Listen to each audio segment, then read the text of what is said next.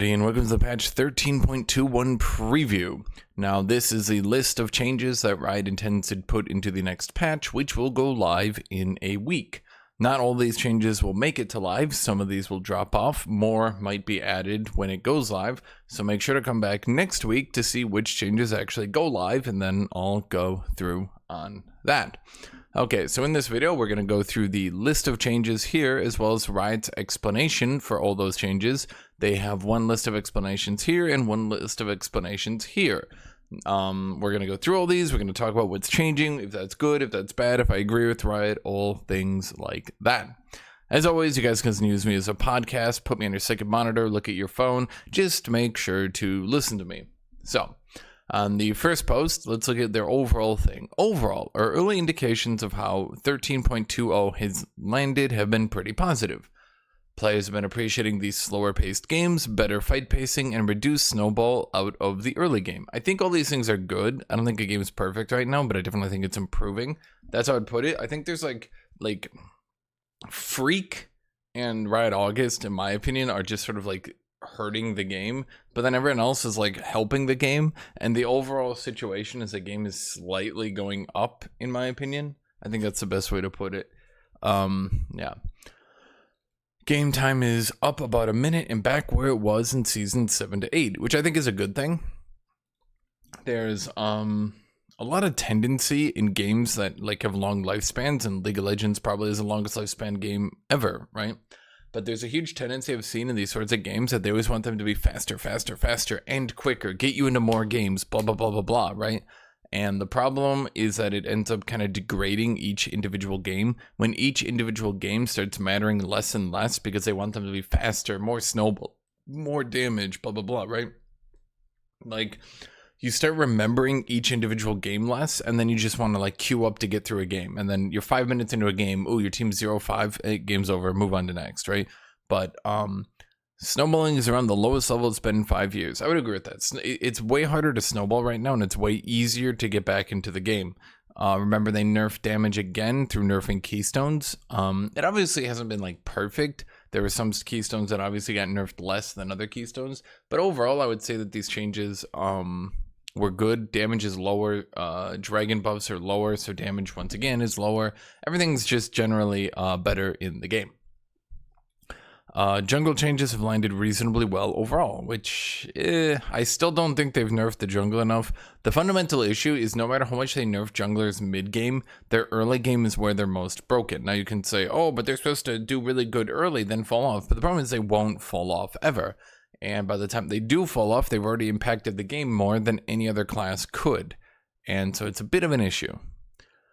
We think this helps reward junglers who are more efficient, and we've been happy with seeing some of the initial movement on the balance of ganking and farming. Smite changes moved a lot here. So once again, I want to say the problem is that a jungler who can spam gank just generally does very good and can impact the game massively.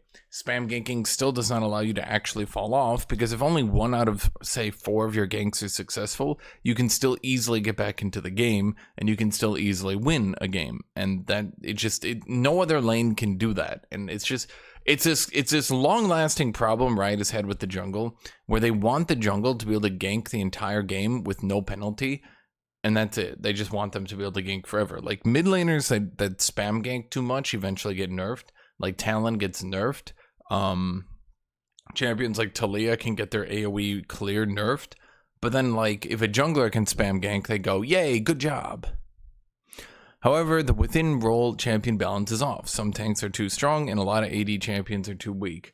I, once again, disagree with this. Riot has all but completely annihilated tank junglers to the point where they basically just aren't viable. And the whole AD junglers are too weak thing basically has no basis, in my opinion, with reality. And in fact, we can still see here, the only real exception seems to be Rammus is doing too good, but that's only because they gig enough to resist. They giga buffed resistance damage into pet damage, meaning jungle damage. The more resistances you have, the more jungle damage you do, right? And the problem is, Rammus obviously excels at that and can now turbo clear. But like, as you go up the ranks, let's say Diamond Plus, we're really only seeing that some champions like Kha'Zix and Viego, who don't have the best wave clear, or I should say jungle clear, who are relying a lot on pets.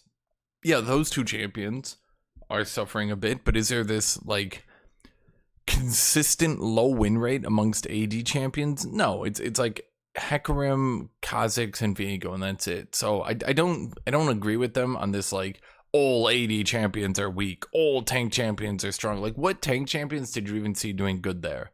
Seriously, what champions did you? It was Rammus. It was literally only Rammus. Riot has completely destroyed tank junglers to the point where I guarantee if I actually mentioned some of the tank junglers that were more normal back in the day, you'd be like, oh yeah. How about Sejuani? Anyone see a Sejuani recently? How about geez, where even are they? Maokai. Maokai is basically out too. There's like Rammus, Maokai, Sejuani. Most of them are dead. Rammus is the only one doing well. So I don't think some tanks are too strong. I think it's basically only Rammus. We're looking to return the AD ratio to pet damage and do some more changes to the healing to move some more back to flat values. So we're already on day 1 of jungle might actually be balanced, but is still a bit overpowered, and Riot is already trying to give them power back. I just don't agree at all. Yeah. The jury is still out whether the power of the role is in the right spot, and we'll continue to monitor over the next few days for whatever following adjustments are needed. Yeah, please don't buff the jungle, Riot. Please don't actually buff the jungle. KSANTE shows some initial promising skew movement being better for average players and worse for pros. We're fixing a bunch of bugs that have shown up, buffing him up a bit, and we're continuing to monitor the feedback here. Okay, the problem here that Riot is quickly going to be running into, KSANTE is using a lot of bugs right now to do good, and those bugs are things like instant W, so you can like instant W into a combo, which obviously tends to be a bit overpowered. But for them saying like, oh, KSANTE's got, he's not as, he's not as skewed anymore. Like, okay, so last patch he had a 47.12% win rate at Emerald. This patch he has a 46.53%. At the low ranks, all ranks, he currently has a 44% win rate, whereas he used to have a 44.9% win rate. So the only thing, let me just be clear here, the only thing we're really seeing is that his win rate at the high ranks also sucks right now. So this directly goes back into the problem that I have been talking about for a while. The problem here is what is Riot going to do to make KSANTE a viable champion now? He now needs 3% win rate of buffs. Where will those buffs come from? And even once he does, we're still going to see him 50% win rate at the high ranks, 47% win rate at the low ranks. That just... all they've really done is destroy his ability to be pro play viable. I just vehemently disagree with these changes. At any rate, what are they planning to do? They're planning to various bug fixes and various tooltip updates. Great, cool. Yeah, surely making his tooltips better will be the buff he needs, Freak. You're right. They're going to make it so his Q like animation time goes down the more health you build. Obviously, if you animate your ability faster, it's better, right? So if you build more health, it animates quicker, you can use your Qs better. On live, he has 1,800 health to cap the amount of cast time. They're going to change it to 1,200. So instead of needing 3.5 to 4 health items, you'll only need about 2, realistically speaking, between Grasping and Dying, Overgrowth, Iceborne Gauntlet, Sunfire. I mean, Iceborne Gauntlet and Sunfire alone. How much health does Sunfire have right now? Isn't it 500? Yeah, so Sunfire's got 500 health. Iceborne Gauntlet is 400, so it's 900. Then the Mythic Passive brings us to 950. So all you would need to cap it is 250 health between Grasping and Dying and Overgrowth, which seems very, very easy to do. In fact, if you really needed to, you could just go with the health rune at that point and cap it out. So...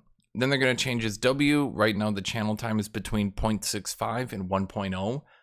They're going to change it to 0.65 and 1.5. You won't gain anything for channeling it longer, but you will be able to hold it for longer to reduce more damage, okay? I don't know if that's the buff he needs, but that's the buff they're going with. Okay.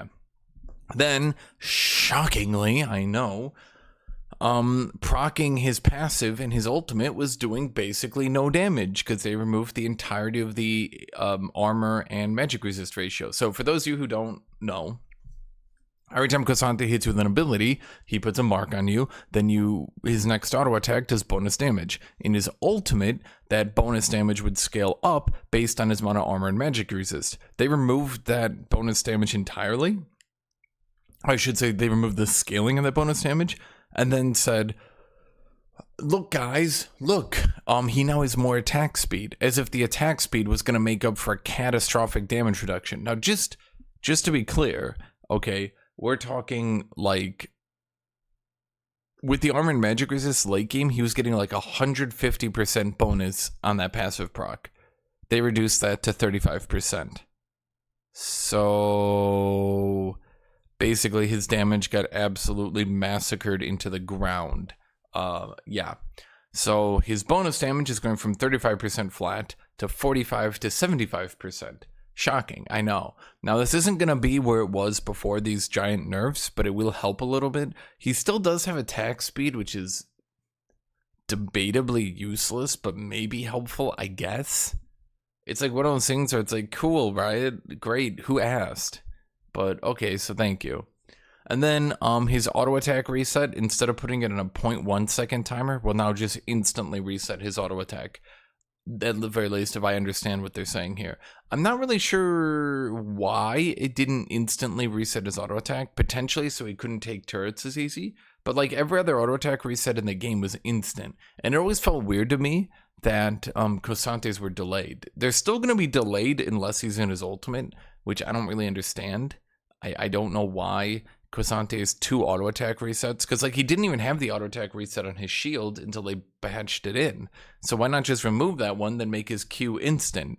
Because it's really weird playing KSANTE when he's not in his ult. He just feels lumbering, I guess is the way to put it. Because like you auto, then you Q, then there's a slight delay, then you auto again. I don't really get it. So overall, I don't think this is gonna be enough. They had some other tooltips here. Once again, on the second post, they talked about KSANTE again. Normally, they only talk about a champion once, but here they're talking about it twice. Lots of bug fixes for KSANTE, increasing damage in all-out form and lowering cast time on Q with HP purchases. It's okay, but I doubt it's going to be enough. It'll help, but like, again, we have 3% of win rate to go up.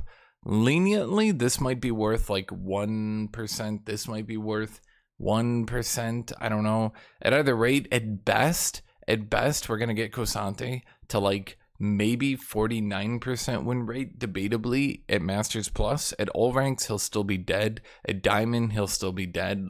Below Diamond, he'll still be dead.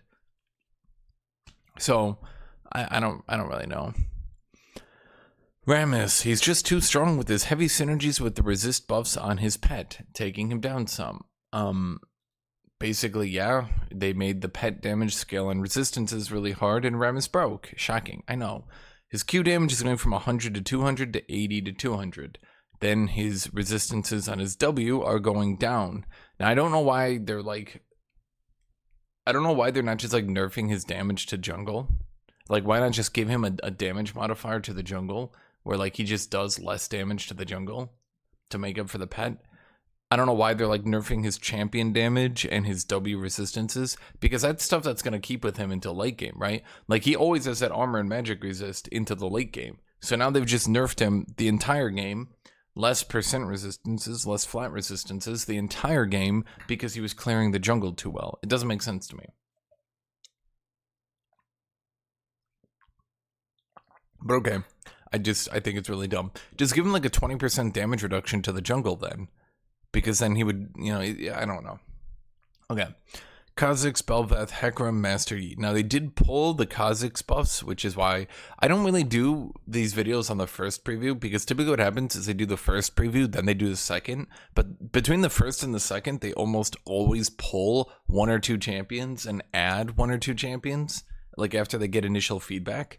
So, like, there's like no point in going through the patch preview part 1. I guess. I mean, I could add my feedback and maybe they could listen to it. I don't know. But like, I don't like spamming your feed with like 3 videos per week on patches. Okay. So these 4 junglers were disproportionately hurt by some of the changes. A mix of objective value going down, AD ratio removal from the pet. Blue pet nerf for Hecarim. Bel'Veth has additional movement speed his additional movement from a set of direct changes, looking to bring each up by some amount in addition to reverting the pet AD ratio nerf. So since then, Kha'Zix has had his buffs completely reverted. Master Yi is still in here. So Master Yi's E cooldown, that's his true damage, is going from 18 to 14. This was a change Riot did a long time ago to make it so kiting out Master Yi felt better. See, before they did this change, Master Yi would just use his E, then auto attack a bunch, get one kill maybe, then E again. Or alternatively, the time between his E's just wasn't long enough, and so like it was really hard to like find time to fight him.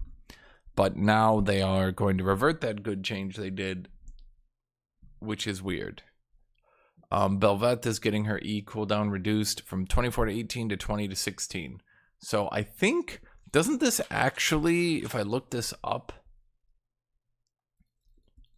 oh my god, hold on here, I'm looking it up right now. I'm buying time by talking to continue to talk about it, but I believe Royal Maelstrom, that's her E, right? Yeah, so her E was last patch, the cooldown didn't actually get affected. So wasn't that a long time ago they increased the cooldown on that? Yeah, this was a long, so it was 22 to 16 last season. I remember they changed it at some point. So it was 22 to 16 last season. Now they're making it 20 to 16. So Bel'Veth will have a lower cooldown on her E before they nerfed her E for being on too low of a cooldown. Which is a really weird, sketchy change that I'm not sure why they're doing that. Whatever.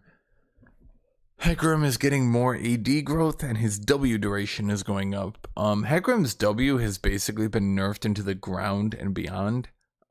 His W healing has been like reduced to like half of what it used to be. So increasing the duration is really not that big a deal.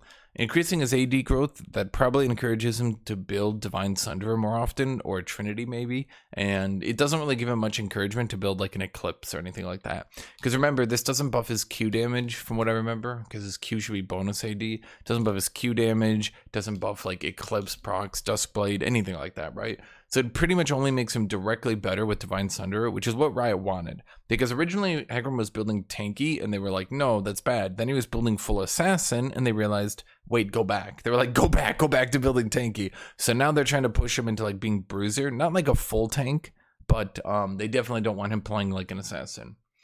And so yeah, those are the changes. Kha'Zix was pulled, I remember that. Other junglers. Tank junglers have moved up quite a bit, which is unsurprising. They'll go back down by some amount after the pet AD ratio is restored, and we'll continue to monitor them after this. So this should be in system changes, system nerfs, system adjustments, system something. No.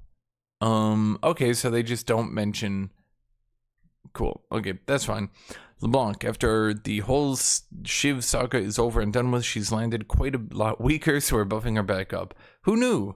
So are they going to buff her in a way that leaves her in a healthy state? No, of course they're not. Of course they're not. We all know they're not going to. So her W is getting a higher AP ratio, which should maybe help her wave clear. Then her E2 AP ratio is also going up. Because if there's one thing that was really weak about LeBlanc, it was that she didn't have enough AP ratios. She really didn't. Like, compared to other champions, her AP ratios were higher, which was somehow bad. Don't ask. At either rate, LeBlanc's E will now hit like 10 trucks taped together into a super truck. I'm not sure why it needed this change, but there we go. LeBlanc's E has gone from an ability that had like a 0.8 AP ratio, and now it's going to have a 1.15 AP ratio. I don't think Riot really realizes sometimes. Well, they do, obviously. Surely they're smart enough. This is where damage creep comes from. When you give a champion a 10% AP ratio buff, then another 10% AP ratio buff, this is where damage creep comes from, Riot. This is what causes things like LeBlanc to go crazy. Because now what we're going to do here is we're going to have players who are basically trying to split push on LeBlanc again, but now they're just going to go AP. Because the thing is, LeBlanc is still not beatable on the split push. Her only issue is she sometimes can lose 1v1 or sometimes can't split fast enough. So I guess what I'm trying to say here, right? The problem here, LeBlanc is too good at just nullifying all melee champions completely. and she's not good enough at doing other things. Do you get the problem, right? Whatever. Scaling champions as a whole are a bunch stronger this patch, and Asol is one of the biggest movers. We're tapping him down to some result. Now, hopefully what they're doing is they're nerfing his scaling percent health damage ratio, because the thing is, Asol he has a percent health damage that scales up, and so eventually he can do infinite damage. So Riot, of course, is going to ignore that problem. I guarantee they're going to ignore that problem because it's one of the biggest issues with the champion, is that eventually he's just doing like 10 to 15, then 20% health damage each Q hit, which just causes him to shred through God itself, right? Back when there was Force of Nature before it got nerfed, that was one way for these champions to try to stop Asol. But now that it's been removed, the only thing you can do is try to not die. Well, trying to not die kind of doesn't work when a champion is scaling percent health damage. So what are they going to do here? We all know what they're going to do here. That's right. His percent health is completely unaffected, but they have nerfed... Okay. Oh my god. So both his Q DPS and his Q burst into the late game is giga nerfed. His flat damage is reduced quite considerably on his Q. The AP ratio also went down a bit. The percent health damage is still just as high as ever, but the flat damage is way down. Briar has the sharpest mastery curves I've ever seen working on League, and it's not close. People are getting to this point in the curve more reliably, so we're taking her down some. Who would know? See, okay, I can actually explain this. The problem with Briar as a champion, fundamentally, the problem is it's a champion who has an int button, but if you know how to play the champion, then the int button isn't an int button. But you have to learn how the int button to not be an int button. Okay? The problem here is there's this high skill curve in learning how to cancel the int button, when to use the int button, when it's not an int button, stuff like that, okay? And so the issue here is that they made a champion that will... I mean, let's be blunt about this. Briar is absurdly overpowered right now. Like, absurdly overpowered. It's like, she's honestly one of the most broken champions in the game. But people, even to this day, still sometimes misplay the int button. The problem is when people don't misplay the int button, she just kind of one-shots everyone and runs around the map being an insane damage freak. She's like literally running into and beating champions like Olaf in the all-in because her damage is just so absurd right now. So, yeah. Briar's attack speed growth is being reduced. Her W missing percent health damage is also being reduced, the scaling amount. And then if she kills someone, the remaining bleed now heals her for 125% rather than 100%. Why?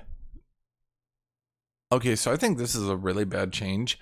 This just makes her do less damage, but now she snowballs better. What is the purpose behind that, Riot? I'm actually curious. What is the purpose behind this? Because it seems to me that it basically seems that they want Briar to lane, but she's already pretty good at laning right now. Like, she literally runs into other melee champions and just beats the crap out of them in melee. And then can use her little yell thing if a trade goes bad, or if she needs to cancel a trade, or if you're in a bad position, blah, blah, blah. The problem is Briar is just an insane laner right now. Even as a jungler, she's really good, but her point-and-click stun armor shred gap closer gives her complete control over when a fight starts. Her frenzy just gives her insane DPS. Her passive gives her healing and damage. And then her shout gives her, if you're ever near a wall, she can either shout to disengage from the trade and heal herself and parry, okay? Because remember, her shout makes her take less percent health damage, right? So there's just a whole problem here with Briar. There's just a whole problem. Because she wasn't given any actual counterplay. She was just given an int button. But it's really hard, if you actually know how to play Briar, it's really hard for that int button to actually be an int button. Okay. Caitlyn. Caitlyn's passive crit scaling is going up. Her passive will now scale harder with crit. Her R damage is losing some of its base damage and losing some of its AD ratio, but it's getting more crit scaling. Then her R cooldown is going from 90 to 60 to 90 flat. So basically, if you build crit on Caitlyn, your damage should be about the same. If you build lethality on crit, if you build lethality on Kate, meaning you're not building crit. So basically, if you're building Infinity Edge and Collector Caitlyn, you should be exactly the same. If you're building Collector into Ghostblade Caitlyn, you should be doing less damage. Does everybody get this? Okay. I don't know if those numbers exactly are perfect, but yeah. Okay, oh my god. Is that serious? How broken is Mundo? Mundo better be like 59% win rate. 54%, then this is too much. Okay. Dr. Mundo's E% health damage per auto attack is going from 2 to 4% to 2 to 3%.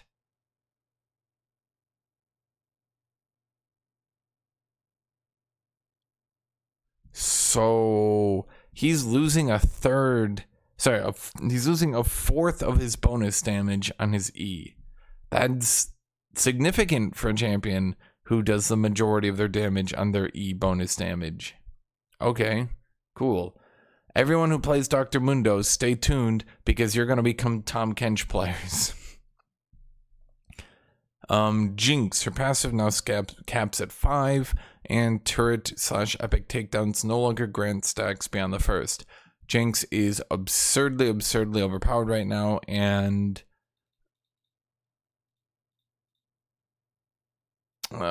it's hard to say. Okay, so the problem is Jinx's pick rate shot up really hard. Typically what happens with AD carries is like whenever an AD carry gets good, everyone starts playing them and their pick rate skyrockets. Then their win rate starts to slowly creep back up. So the problem here is Jinx is like everyone started to play Jinx, like her pick rate shot all the way to 25%. To show you just how absurd that is, AD carries maintain 3 out of the top 3 pick champions globally. Every single AD carry main just immediately bandwagons onto whatever the best AD carry is.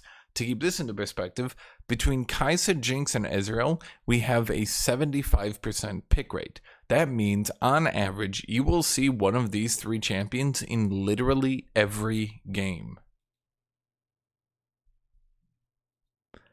At either rate, she's just really overpowered. Not much more to talk about. Okay, I want to talk about this. Lethality Caitlyn has been pretty popular amongst higher ranked players for a long time. It's now getting to the point where it's creeping into being her most powerful and popular builds. Lethality Caitlyn doesn't have the greatest gameplay. It's okay for her to have this build, but it shouldn't be close to being the best way to have her play. Okay, basically what I'm saying, they're trying to kill Lethality Caitlyn while leaving Crit Caitlyn about the same. Dr. Mundo, durability style patches tend to benefit Mundo, and this patch was no exception, tapping it down some. Yeah, okay, fair enough. You just killed the champion, but sure, fine. Jinx. Well, we want Jinx to have some amount of crazy unleashed feeling, and having pop-offs if she gets a lot of takedowns near the enemy base is because they're unique thing, blah, blah, blah, blah. Basically, they don't want Jinx to be able to kill your entire base in 5 seconds by stacking her passive on like 7 turrets. Cool. Runes. We're taking First Strike down a bit more than it was before, benefits disproportionately from longer games, and Phase Rush is a bit strong as we've seen some other rune cheats play out. Okay, so basically, the problem here with First Strike, in my opinion, I don't think they nerf First Strike as hard as they nerfed other runes. They say it's because of longer games. I don't think it's because of longer games, because especially if, like, once you reach item cap, certainly First Strike would be weaker. The problem is, they reduced like all other runes by like a considerable amount of damage, and then First Strike went from 9% to 8%. Like Conquer straight up lost 10% of its damage, Lethal Temple lost 10% of its attack speed. Yes, First Strike, like the problem is First Strike, like it also got like a 10% nerf, but I just think the problem is First Strike multiplies your damage, which is just a bit different. They didn't like, what's the right way to put this? They hit the damage multiplier on Electrocute. They hit the damage multiplier on Arcane Comet. Like they went from like 25 and 30% AP ratio down to 10%. So they lost like 60% of their scaling, whereas First Strike went from 9% to 8%. So like its damage multiplier didn't really get hit, if that makes sense to you. Then Phase Rush is being nerfed on melee, only melee. This is because, as I mentioned just now, Conqueror and Lethal Tempo got nerfed, but Phase Rush didn't. So the melee Phase Rush champions were actually excelling by purpose of not being nerfed. So as we've seen here a little bit, Garen and the other, like Gragas, like some other First Strike or Phase Rush users are doing better. Jace is doing better because everyone else got their keystones nerfed, but Phase Rush was not nerfed. Now I think they should have nerfed that on melee and range. Phase Rush is one of the most oppressive keystones in the entire game.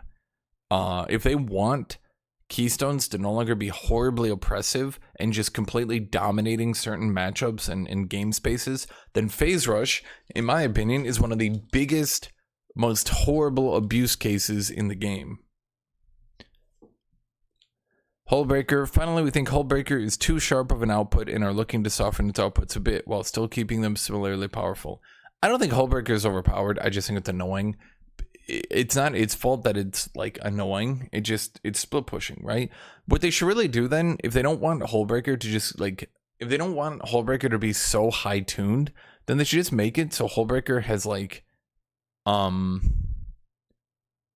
not make it so Hullbreaker, instead of like they're nerfing it to like 10 to 60 resistances, maybe nerf it to like 10 to 50, but then it's doubled if two or more opposing champions are nearby, right? Something like that. So it's like, it doesn't just completely shut you out 1v1 and make champions like Yone completely busted, but it does what it's supposed to do. It mostly allows you to win the 1v1, and then if you're in a 1v2, it gives you enough power that you could still maybe pull that out so that split pushing is actually relevant. Because most people forget, whenever they talk about Hullbreaker hate, the thing most people forget, split pushing isn't really relevant. Even with Hullbreaker, split pushing really does not see any pro play use. It doesn't really see any solo queue use. If we look here, like if I want to say, I'm going to use Plat Plus, I'm going to show like your average player, right? When we look at your average player, how many split pushers do we see here? We see Fiora, kind of Yone, and that's really it. You can say Jax, but Jax doesn't really split push as well as he used to, right? When we get down here, we can see Sign at 16th highest, right? Like we're starting to get pretty far down here just when we look, right? When we look at Yorick, where's Yorick? Oh my god, he is so far down. And 29th highest pick. So like, what I'm trying to say here is split pushing is not a strategy that is being used on average. It is being very sparingly and irregularly used. Okay? Now on to the second tweet. Full preview, jungle follow-up. Jungle follow-up isn't listed here, but we plan on returning the AD ratio to the pet and adjusting some of the healing values. Our short-term plans are to get the within role balance back so the different classes and the champions with them are each viable again. Personally, I think Riot should not do that at all, ever. The problem with jungle is that it's very, very, very, very overpowered. And, you know, honestly, for once, I would like to see tank junglers brought back a bit. Because the problem right now is if you're autofill jungle, you all like the thing is every jungle champ that's viable right now is like some giga super late game mega carry because oh that's so fun. I love late game giga carry jungler. But the problem is then like if I want to play the jungle and I don't know jungle, can I go play a champion more intended for the early game? No, I can't because they're all unviable. Like if I go top lane, there's so many safe top lane picks. There's so many champions I can pick in top lane to like just kind of scale it out, right? If I go mid lane, there's still champions in mid lane I can pick that just try to wave clear spam, right? But if I go jungle, name me the safe pick jungler who's actually good right now. And don't say Nunu, because it's not Nunu, I promise you. I mean, here, let me literally just go show you. I will literally just go bring up jungler. Let's do Plat Plus jungling. Which of these champions are super low skill cap, very easy to play? And don't say Rammus, because he's going to go gone, right? Like, Rammus will be here for like one patch, and then he's going to get nerfed into the ground. Like, which of these champions are like a low skill cap jungler for like people to excel on who are auto-filled? Not one. There's not one left, because they've all been nerfed into the ground. Bel'Veth, we're trying to buff E a bit, especially now that it's worse at early ranks without further encouraging a few points. Q E max. So they're just trying to make Bel'Veth's E better. Is there a world where we don't rebuff Bel'Veth for like 7 seconds? Especially considering that she has been dominant for like a year now. Is there a world where we just don't make Bel'Veth OP, right? Heck was disproportionately hit by the blue pet changes. We're adding some base AD back to get him more into Sheen builds rather than lethality. Yeah, I was saying that. Yep, that's exactly what I thought. They wanted to make Hecarim's auto attacks better, his Sheen builds better, and they didn't want to just buff like him in a way that Duskblade would be better. So just trying to make that better. Now, in all honesty, what they could really do is maybe return Hecarim's healing, like from champion damage, because it used to be 25% of champion damage around him would give him healing. It's been nerfed to like nothing, and I think that was a good way to make tank Hecarim more viable, aka bruiser Hecarim, stuff like that. So like it used to be 25% healing from allies, now it's 10%. Like, oh my god, Riot, like how low can it go? KSANTE locks the bug fixes, we went over that. LeBlanc busts her W as her bread and butter spell, and E as a spell that has more gameplay. Great, cool. Let's just buff AP ratios. Whenever we need to buff a mage, just buff their AP ratios. Woo! Aurelian Soul, taking some damage out of tap Qs and moving more towards burst Qs, in addition to moving some damage out of level scaling and into rank scaling. So basically, from what you understand about that, he'll be more powerful at like exactly level 9. And then weaker after that. So he'll have a little bit more power in the mid game, but he'll have less power into the late game. He'll also scale worse, so then like he's obviously going to be significantly weaker into the late game. Briar, we are a bit of power out of her stat check. She should still be good at it while returning Lane Briar being reasonably powerful. Why do we need Lane Briar to be powerful? Why do we need another jungler who goes top lane and then just stat checks every single top laner to death? When has a jungler going top lane ever ended well? Now, I don't mean that facetiously. I mean, actually name me a jungler who's gone top lane, who then the game ends up being better for it. When Lee Sin went top lane, he stat checked everyone to death. When Rengar goes top lane, stat checks everyone to death. Geez, let me think. All these junglers, every single Riot August champion that goes top lane, stat checks everyone to death. Briar did. Bralveth does. When Shaco goes top, is that healthy? No. Rammus goes top? No. When Graves went top, was that healthy? No. Nocturne top? No. Kha'Zix top? No. There's not a single jungler who goes top lane. Because the problem with junglers, 90% of the counterplay to a jungler is dodge their skill shot or don't be next to them, because that's how you outplay a jungler. How do you outplay Nocturne? Don't be next to him, because then that breaks his fear, right? So like in a jungle, that kind of works to like counter him, but when you're top lane, what are you going to do? Not be next to Nocturne? Don't go next to him? Don't fight him? What's the counterplay to Briar in top lane? I want to know. I want to actually know. Have a Rider come out here, stand at a podium and tell me, what is the counterplay to Briar? What am I supposed to do? Don't get auto attacked. It heals her. Don't let her use her gap closer stun armor shred that can't be dodged. Wait. Do you see what I'm trying to say here? Like, what is it? What do you mean by this, right? How am I supposed to counterplay this champion? You want her to be a stat check, but you also want her to be a top laner. How is that fun for me? Discussed Kate yesterday, but we think lethality Kate shouldn't be her most powerful build. Yeah, that makes sense. Jinx. The Shane should allow Jinx's passive to still retain those unleashed moments while capping some of the high-end cases that seem a bit much. These are just champions I've already talked about. Rammus taking his damage down a bunch through both W converting to resists and early Q damage. With the pet resist synergies, this should also reduce clear time. Some small adjustments to get a few more mages and APs into the jungle. Wait, so they want Brand and Zyra jungle to be viable. Okay, so Brand and Zyra will have more attack speed early game.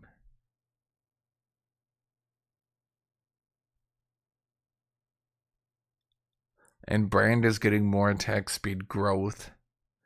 And Brand's passive will deal more damage to monsters. And Brand is getting way more armor. And Brand is... What am I reading? They just want Brand to jungle? Is that a good idea?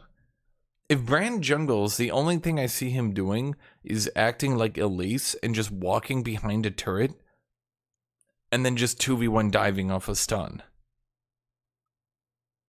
I don't understand, right? Is that a good idea? Is that actually a good idea? If Brand Jungle actually becomes viable as a top laner, what do I do about that? What do I do about a Brand just walking behind my turret and then just diving me? Like, it's Brand Renekton, right? What do I do about that? Brand Jax, Brand... Who are the other top laners, right? Like Brand Darius, Brand Yone, Brand Malphite, Brand Fiora, Brand Gangplank. Can you name me a top laner who can't like slow or stun in some way? That Brand doesn't just walk behind the turret and one-shot me with the top laner? Like, is that actually a good idea? Because the thing is, when Brand is a mid laner, you avoid his gank, and then he loses farm in the mid lane and ends up behind, right? Do you get it? He's also slow. But when Brand is a jungler, he doesn't ever need to jungle, because junglers have 10 billion forms of catch-up XP and can never actually fall behind. So I'm just saying, like, if you get your wish, if the monkey's paw works here, you're not going to end up with a fun champion that people enjoy. You're just going to end up with a champion who just runs up to turrets and just pops people.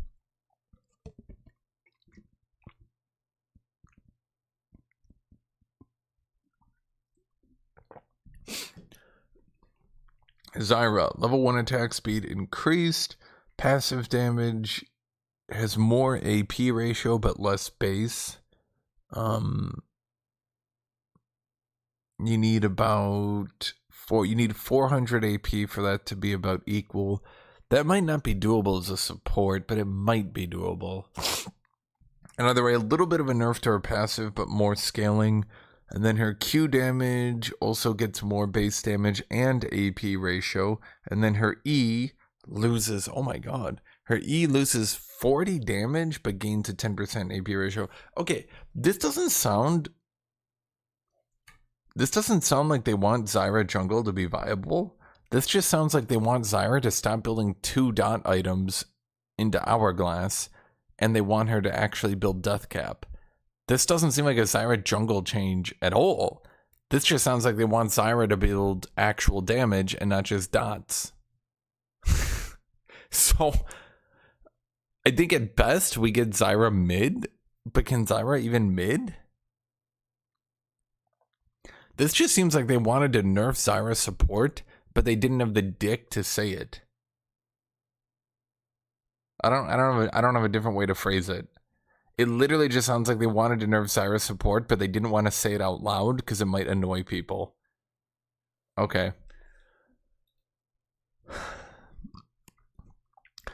Through their pick rate, Seraphine players have expressed their desire to play her in the support position. This doesn't mean that we're making mid-bot Seraphine dead, but trying to narrow the gap between them. Okay. So they're trying to make Seraphine top and, not top. They're trying to make Seraphine mid and support better while keeping AP carry Seraphine bot still viable. Can they do it? Will it be viable? Probably not. Probably not. So what do we got here? Okay. Mana.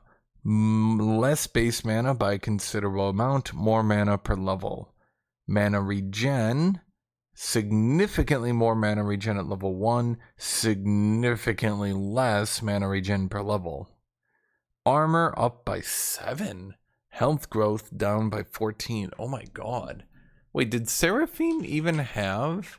Oh man, give me 1 second. I'm gonna look this up. Wasn't Seraphine like really low on health, or am I nuts? Oh no, Seraphine had a crazy high health at level 18. What the hell? What the hell? Yeah, wait, Seraphine had like bruiser level health. Wait, Seraphine had the same health per level as like these other wacky mages who are way too healthy. Seraphine had health like a mage, not like an enchanter. Why do mages have so much health? What the frick? What the frack, Riot? Why are like all the bruisers lower than mages? What the frack, Riot? Okay. Whatever. So Seraphine's health growth should be down near enchanter levels and not up at mage levels, but her base armor going up by 7 basically compensates for that and more. Her Q cooldown's going from 10 to 5 to 9 to 5. The damage is going from a scaling AP ratio to a flat AP ratio. The base damage is going up, though. So the base damage is going up by 40, but it's losing 15% AP ratio. That's better in the early game, but that is significantly worse into the late game. Especially when her Q starts becoming her only source of damage. That's a pretty significant nerf. W cooldown is going from 28 to 20 to 28 to 16. So maxing W will get that cooldown down way lower. The mana cost is going up, though. The W shield is going up at the higher ranks. The W heal is losing its AP ratio and then going down. Ugh. So basically Seraphine as a carry is dead.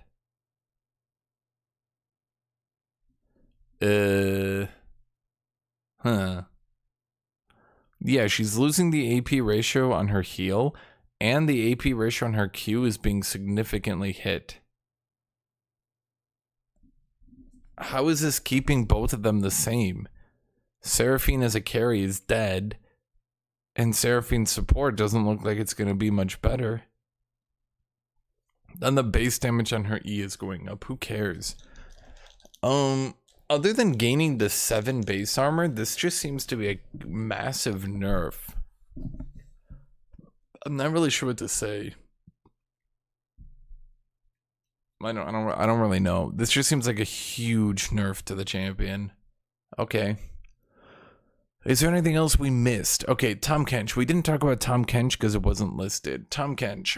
His passive base damage is going down, but the scaling damage is going significantly up.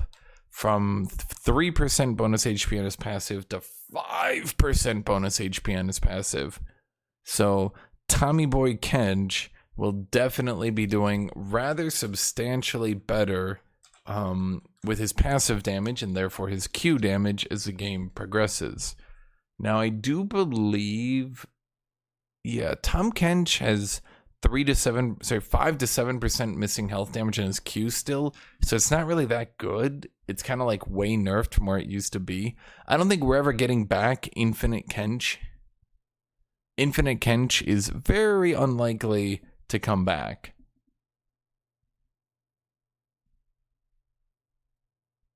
Yeah, Infinite Kench works, but the passive damage means he will be able to do a lot of damage, obviously.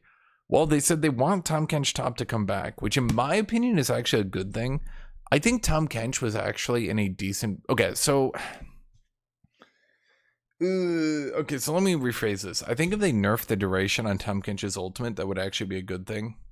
In fact, let me literally say that. Tahm Kench top. Reduce the duration in the early game substantially on eating enemies. 90% of his strategies are to AFK on the turret, eat any opponent whoever tries to hit him, and walk across half the lane, literally, to spit them into the turret. Buff his other aspects. Basically, Tahm Kench should not just be camping his turret to eat opposing champions and spit them into turret. He should actually be able to challenge people for control over the mid lane, which currently he can't do. He can't do that because he had to get nerfed into the ground because spitting people into the turret is way, way, way, way, way too powerful. Do you guys get the problem here? He needs that aspect nerfed substantially so then other things in his kit can actually do good. Morgana Jungle's getting a bit of a buff. Morgana Jungle's getting a bit of a buff. Varus is getting a bit of a buff. And no nerfs on Senna, even though Senna is completely dominating. No nerfs on Yone, other than Yone is dominating. So that seems to be it for the entire patch. So we got Bel'Veth, Hecarim, KSANTE, LeBlanc, Master Yi, Morgana, Tahm Kench, and Varus buffs. Nerfson, Ace, Briar, Caitlyn, Dr. Mundo, Jinx, Rammus. Rammus players, or sorry, when I say Rammus, Dr. Mundo players will just swap over to Tommy top. Tahm Kench top is probably, so his W refund is going from 40% to 40 to 50. That also, let me look at this cooldown. That puts his W cooldown at, and still 8.5. That's still a long cooldown. I mean, from a 40% refund to a 50%, that's like obviously a good buff if he actually hits someone with his W, but it's not short enough. Like, the problem is, it's not going to be short enough where he can, like, okay, so the problem with Tahm Kench top is he tries to do infinite Tom works, where, like, he hits you with a Q, heals, then shields, then hits you with a Q, heals, then shields. Then he just, like, chains the Q stun into W stun into Q stun into W stun. Like, to be blunt, Tahm Kench is a very annoying champion. Now, you might be saying to yourself, why do you want him to be viable then? We're all annoying, aren't we? All top laners are annoying, aren't we? Admit it, everyone. You're all annoying. There's not a single goddamn top laner who's annoying. The problem is the most annoying top laners. I don't think Tahm Kench is the most annoying top laner right now. The most annoying top laners are things like Quinn, Akshan, Fiora. Tahm Kench is not the most annoying top laner. At any rate, I think he's fine. I just think they should nerf his ultimate eat so he can't eat you from like the top brush, then walk across half the lane and spit you into the turret. That's just not good gameplay. Yeah, and to the people, there's no more Sunfire Cape Mythic. Remember when Tahm Kench was viable, he had the Sunfire Cape Mythic? And remember that was like 90% of his balance issues was that he could Q spam you. He could like Q into a W while Sunfire was just doing like 200 damage per second. That was like 90% of his balance issue. Nowadays, even if you do play Tahm Kench top, like he's not really doing that good in his items. His item choices, he can go like Heartsteel, which leaves him very squishy to percent health damage.